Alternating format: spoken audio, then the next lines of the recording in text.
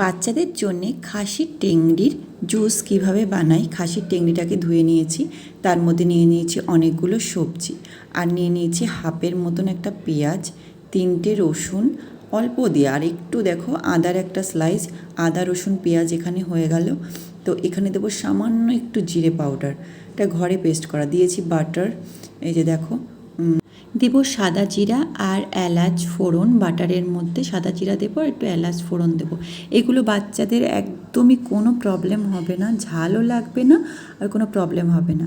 তারপর ফোড়ন দেওয়ার পরে দিয়ে দেবো পেঁয়াজ কুচি, ওই হাফ বা তোমরা যেরকম দেবে সেরকম পেঁয়াজ কুচি দিয়ে দেবো, একটু নাড়াচাড়া করব। এবার যে রসুন আদা সেটার যে পেস্টটা রেখেছিলাম সেটা কিন্তু শুধু করে রেখেছিলাম, এর মধ্যে শুধু জাস্ট ভাজবো। এই টেংরিটাকে ভালো করে এটার মধ্যে আমি কষাবো।